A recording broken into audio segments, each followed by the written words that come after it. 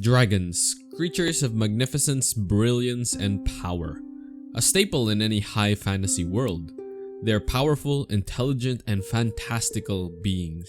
In almost any depiction of dragons, there is a duality in them. There are evil dragons who depict power and ferocity, and good dragons that depict elegance and benevolence. The same can be said for Genshin's dragons, who also come in different shapes and sizes. And they're quite the interesting species. So for this video, we are going to be talking about one of Teyvat's oldest races. Take care, because here be dragons. First, let's look at one dragon who looks like an actual true dragon, one of the first creatures we ever come face to face with, Dvalin. He is a wind dragon which, according to legend, was born in the heavens from a convergence of elemental energy.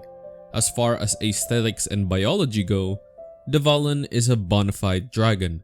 He has the look and feel of a dragon and everything that comes with it.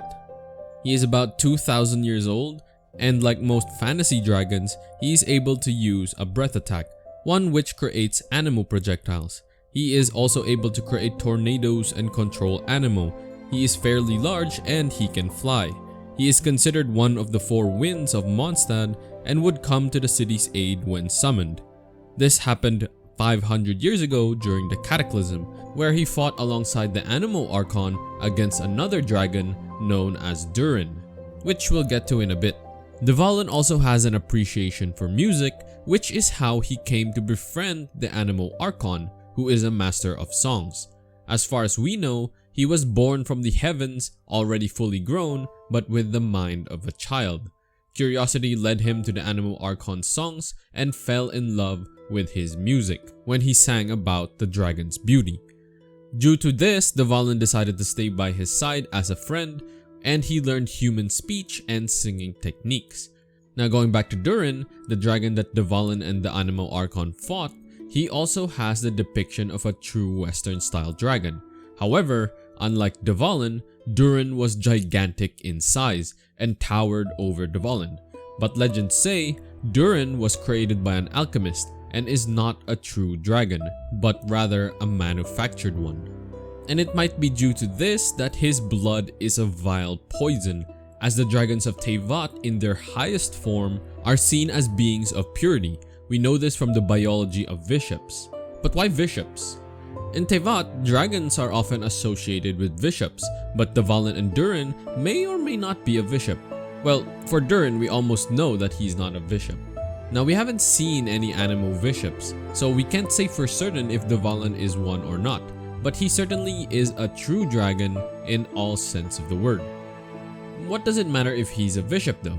Well, as mentioned earlier, dragons are often associated with Vishaps, and it turns out with Enkanomiya's lore, they essentially used to rule over Teyvat, with their rulers being the 7 sovereigns, who are essentially true dragon lords and rulers of the Vishaps. A topic we'll get to after we cover a few more dragons. Another named dragon we have and know about is Azhdaha, who is a wingless dragon, and his name literally translates or was derived from the word dragon.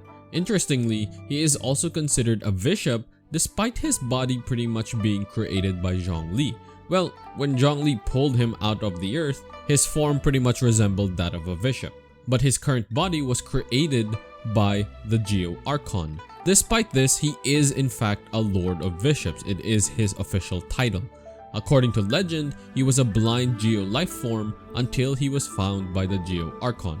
The Geo Archon created a body for him and gave him eyes to see, and then made a deal with him to be allowed to live above the ground. Though after centuries, erosion got the better of Azhdaha, which led us to the events in the story involving him. As for his aesthetics, Azhdaha is a wingless Geo dragon. He was based on the concept of a crocodile, and they mentioned that they didn't get reference to any of the traditional dragons of Eastern or Western myths. This is reflective of his design, as he does look different from traditional fantasy dragons. But interestingly, he has traits much closer to the legendary Tarrasque, which is a creature of destruction that basically heralds the end of days. From their design concept of Azhdaha, They even mentioned, and I quote, "something sinister that is hidden for a long time but will one day emerge. The reason for selecting this name is to imply that in the game, this huge hidden danger will one day reveal itself suddenly." Which is pretty much the same concept that heralds the Tarrasque. Like the Tarrasque, Azhdaha is able to swim amongst the earth without disturbing the earth underneath. This Tarrasque comparison isn't really relevant, I just found it really cool. In any case, this shows the adaptability of dragons within Teyvat, and that they grow and change shape depending on the elements and the location they grow. This is further strengthened by the information that we found in Enkanomiya about the Vishaps. But one more before we talk about the Vishaps. Liyue has one more dragon, but it is uncertain if this dragon is his original form or simply a form that was taken. And I am referring to Morax's dragon form. Morax depicts the Eastern style of dragons, with a long body, and is often worshipped and heralded as a deity, though in this case he is an actual god. This may be Morax's original form since he is also an Adepti, who are all a type of mythical animal. However, Adepti may not be actual true dragons. Whether Morax's dragon form is a true dragon or simply looks like one is up to debate. After all, unlike Vishaps, Morax had arrived in Teyvat already a god. Alright, let's talk about Vishaps. Now, Vishaps are considered dragons as well, but their evolution to that stage is a long and arduous one. They are capable of evolving and adapting to their environments naturally, due to their ability to create certain traits that help them adapt to their surroundings. In the Geo variant of these Vishaps, they go from hatchlings to Geo Vishaps to Primo Geo Vishaps, gradually getting bigger and stronger. This adaptability also means that Teyvat's dragons can have so many unique traits depending on where they grew. Azhdaha takes this one step further with his ability to switch elements on the fly. During the fight with Azhdaha, he is able to harness the other elements for attacks. This is one of the many traits the Vishaps are able to harness. The Primo Geo Vishap and Baptismal Vishaps can pretty much do the same thing but is limited to one element. Vishap biology is one we actually got a decent amount of information about. It is also very interesting that they have been part of Teyvat for the longest time. They are beings who come directly from the light realm and are beings of elemental energy. In their highest and most powerful form, they become Dragon Lords, who pretty much rule the rest of Vishap kind. Among their race, 7 of these Dragon Lords had pretty much owned Teyvat before the arrival of the Primordial, a topic for next time. The Dragon Lords were known as the 7 Sovereigns, powerful godlike beasts who roamed Teyvat. Make no mistake though, these lords were not gods, they were Vishaps, and the Dragon Lords are seen as the peak of Vishap kind. The Vishaps we know today though are very different than what they used to be. Now we only have the Hydro version of these Vishaps, but they used to be medium-sized quadrupedal reptilians with dark blue skin, a white underside, and a long tail resembling that of sharks. And these ancient Vishaps are only attuned to one element. This maintains their purity to that element. They have pink eyes and their bodies were covered with numerous large fins, showing their ability to be great swimmers. However, due to needing to adapt to the war with humans and an external divine intervention, it led them to develop the stronger and larger forms that we see today. The sages of Enkanomiya had performed experiments on them to see the extent of their capabilities and knowledge. Starting out with their capabilities, Vishaps are able to adapt to almost any environmental scenario, though not immediately. There are certain requirements that need to be met in order for them to adapt. For example, should the Vishap mother not be able to adapt to its current situation, it will create traits for its children to live better in their current environment. One experiment was done by the sages of Enkanomiya. They recorded their findings and it reads as follows. The Dragonaires, hereafter named Baptismal Vishaps or simply Vishaps. Evolution is plain for all to see. Water-101-Dragonair Evolution 1. We have tried lowering the temperature in the living environs of a young heat-resistant Vishap. As a result, they were weaker once matured. We suspect that this is because its body did not possess the seed required to resist such an environment. However, its descendants would all possess high body fat, greater predilection towards sleep, and would express the cryo element. Please refer to experimental data after the main text. The abnormal data derived from sample 3 is due to my assistant feeling sorry for the subject of the anti-hunger control group and feeding it surreptitiously. When we then place their descendants into sweltering conditions, they would again choose, like their ancestors, the heat-resistant trait. However, none of them have developed traits indicative of the pyro element thus far. We do not have enough data to reach a conclusion at present, but we can make an educated guess that baptismal Vishaps have the ability to awaken their seed freely before maturation. Vishap mothers can also create new seeds to pass on to their descendants should they encounter heretofore unseen, challenging environments. It can be said that even before encountering us, the people of Enkanomiya, the baptismal Vishaps had already stored a veritable armory within their bodies. The Vishaps as a race already has many seeds within their bodies, which allow them to adapt to the environment. If they don't have a seed that can help them, they can simply create one and pass it down to their descendants. This makes the Vishaps extremely dangerous if left to their own devices in a very hostile environment.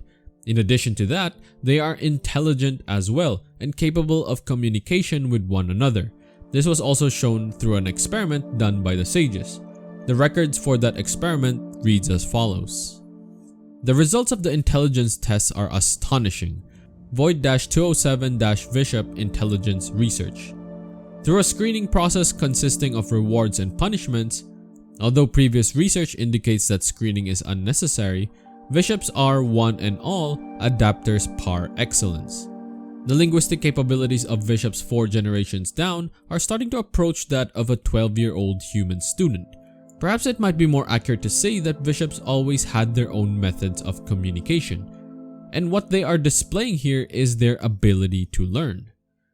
We believe that these experiments should be stopped. If not, we may yet be proven narrow-minded for having dismissed that last person who wrote a fantastical tale about Vishap people. Prophecy holds that the dragon sovereign of water will be born in a human form. We must not let this thing happen in Enkanomiya. Though not as intelligent as humans, their possession of intelligence benefits their evolutionary capabilities and essentially means that they have the capability of being an advanced civilization given enough time. Lastly, with their experiments, they discovered the Vishaps are beings of pure elemental energy and are akin to creatures of the light realm rather than the human realm or the void realm. The record for these experiments read as follows. All previous attempts at grafting have failed. Void-907 Watatsumi Omikami Special Orders 1. Because they cannot accept Watatsumi Omikami's blood, the Vishaps will fall victim to various adverse effects.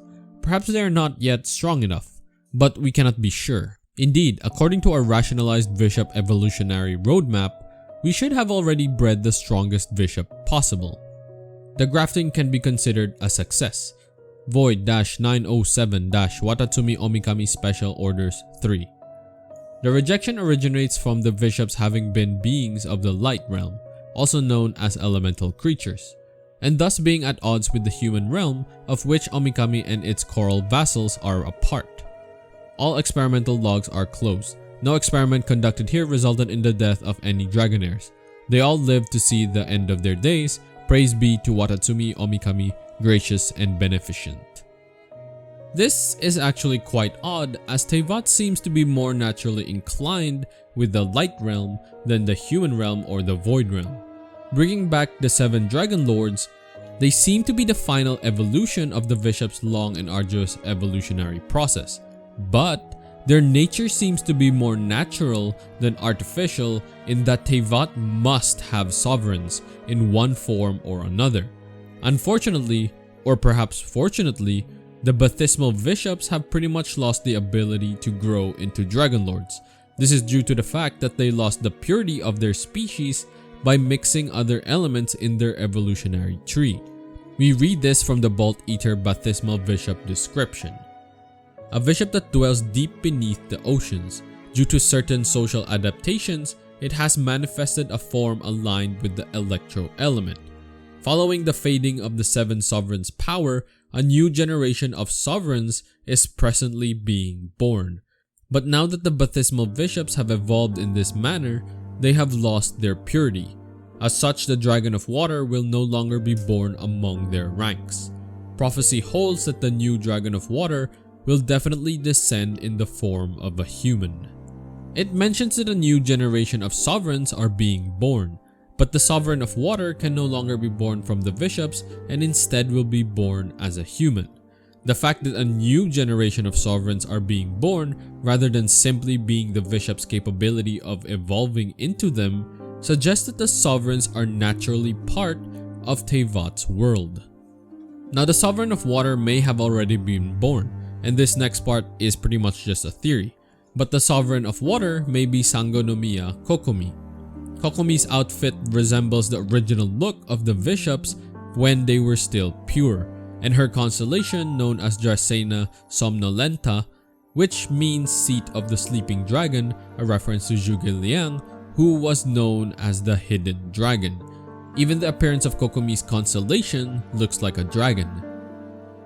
The dragons of Teyvat are quite interesting, and their biology seems to be unique even among most creatures of Teyvat. Their hatred of humanity has lasted centuries, and though the sovereigns might not be born in their side, that doesn't mean that they don't pose a threat to Teyvat and the people that live within. Or perhaps it's the opposite, and they're defending Teyvat from the humans. What do you guys think though? Could Kokomi be the Sovereign of Water? Could Azhdaha and Dvalin be sovereigns as well? What do you guys think about the biology of the bishops? Let me know what you think in the comments down below. I hope you enjoyed this video. It was pretty fun to make. Dragons are one of my favorite fantasy creatures, and I think dragon biology is just interesting in general.